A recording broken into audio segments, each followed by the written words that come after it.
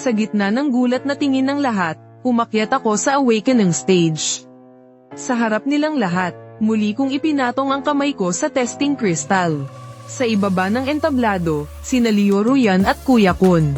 Halos hindi na makahinga sa tindi ng kaba. Hindi man lang nila naramdaman ang sakit ng bumaon ng kanilang mga kuko sa sarili nilang laman. Iisa lang ang nasa isip nila. Wag na wag sanang maging high-grade martial soul. Wag na wag sana. Ngunit sayang, walang silbi ang kanilang mga dasal. Pagdampi pa lang ng kamay ko sa kristal, biglang yumanig ng husto ang buong testing crystal. Pati ang buong awakening stage ay nagsimulang umuga. Kasunod nito, isang nakakasilaw na itim na liwanag ang pumailan lang mula sa kristal. Sa ere, nag-anyong anino ito ng isang napakabangis na halimaw. Nakanganga ang dambuhala nitong bibig. At ang mga mata nito ay puno ng kasakiman at kabangisan. Para bang sa susunod na sandali, lalalamunin nito ang buong mundo.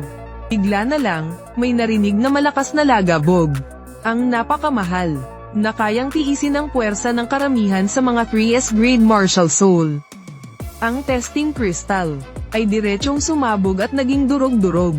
Natahimik ang lahat, bawat isa ay natigilan sa kanilang kinatatayuan. Kahit huminga ng malakas ay hindi nila magawa. Kung hindi ako nagkakamali, ito ang maalamat na 3S grade ferocious beast martial soul, ang Tao Tai. Mula noon hanggang ngayon, nabibilang lang sa daliri ang mga taong nakapag-awaken ng Tao Tai martial soul. Kahit pa sa lahat ng 3S grade martial soul, ang Tao Tai ay walang dadang nasa pinakamataas na antas.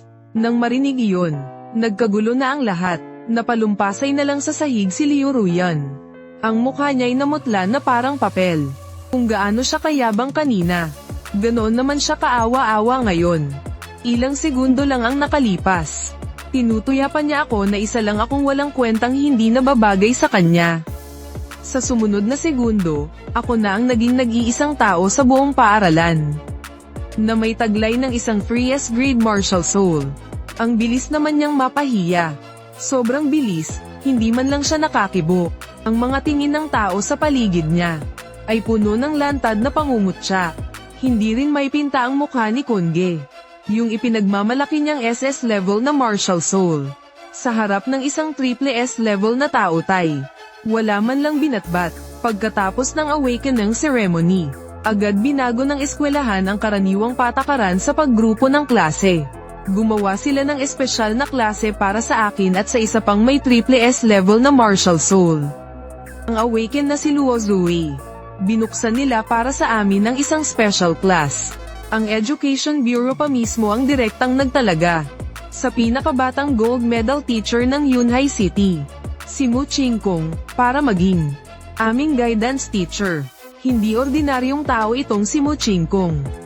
Isa siya sa iilang may-ari ng S-level martial soul sa Yunhai City. Halos lahat ng estudyanteng tinuruan niya ay nakapasok sa mga top tier na martial arts university.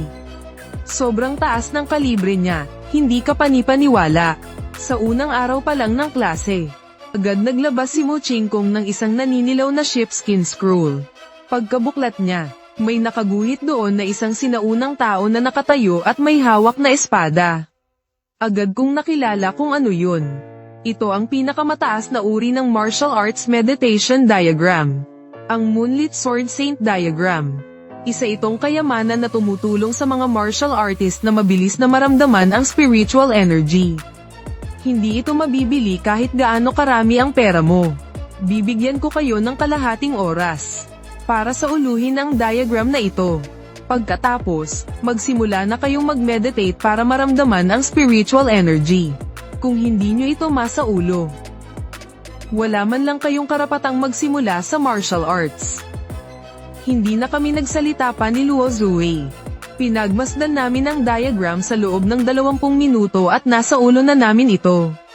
Pagkatapos, humupo kami nang nakakrus ang mga binti. Mabilis kaming nakapasok sa meditative state. hindi maipagkakaila ang talento ng dalawang batang ito.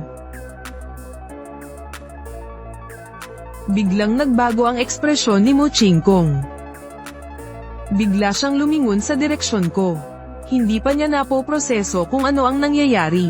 Sa isang iglap, ang spiritual energy ng buong Kyushu Academy ay hinigop ng isang hindi nakikitang puwersa, na parang baliw na sumugod patungo sa special class namin.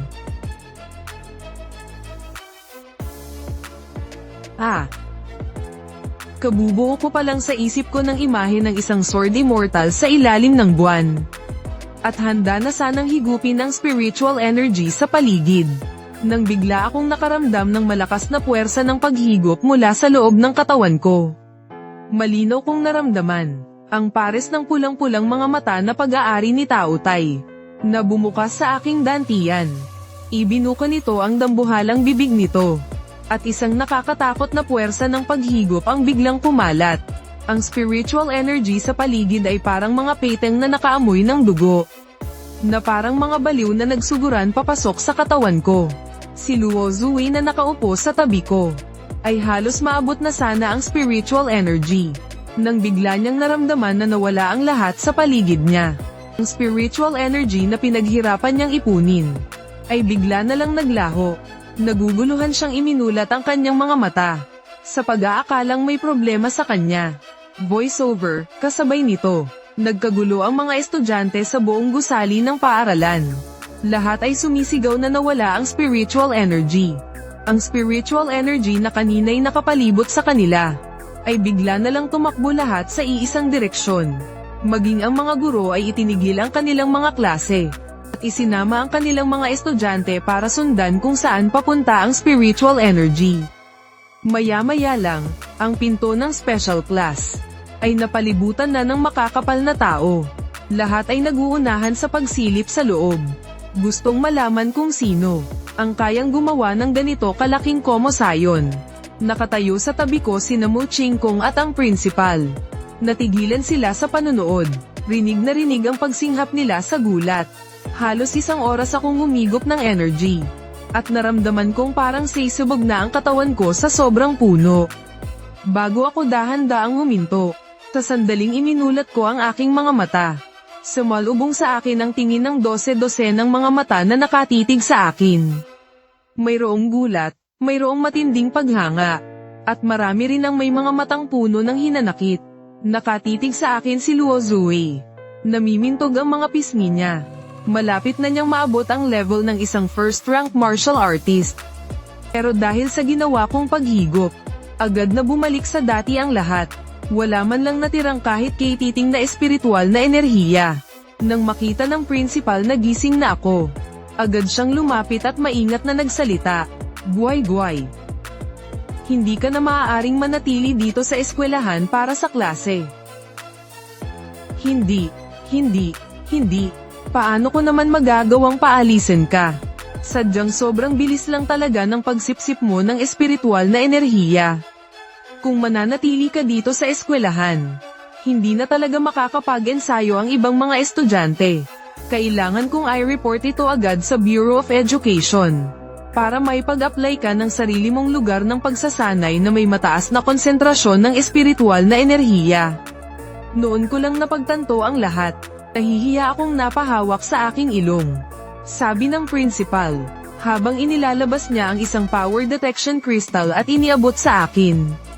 Nagtataka niyang tinanong, sa dami ng espiritual na enerhiya na nasipsip ko, anong level na ba talaga ang narating mo?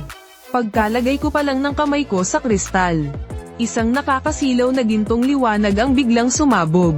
Sa sumunod na sandali, kitang-kitang lumitaw sa ibabaw ng ulo ko ang mga salitang unang antas na mandirigma. Muling napasinghap sa gulat ang mga tao sa paligid.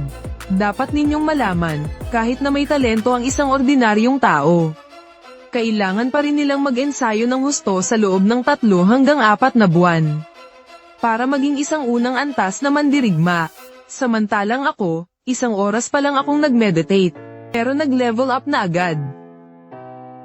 Ang bentahe ng Taukan Martial Soul ay nasa bilis lang ng pag-eeensayo sa mga unang yugto. Ang pag-eeensayo ng martial arts at pag-level up sa mga huling yugto ay wala nang pinagkaiba sa mga ordinaryong tao. Sa kasaysayan, maraming may taglay ng Taukan Martial Soul ang nalampasan din sa huli ng mga taong hindi gaanong katalented. Kaya huwag kayong masyadong mag-alala. At hindi na rin kailangan ng bulag na paghanga. Nakahinga lang ng maluwag ang lahat matapos itong marinig.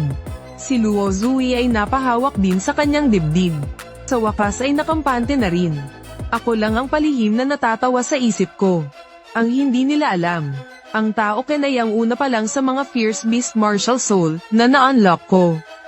Mayroon pa akong siyam na mas nakakatakot na hindi ko pa inilalabas.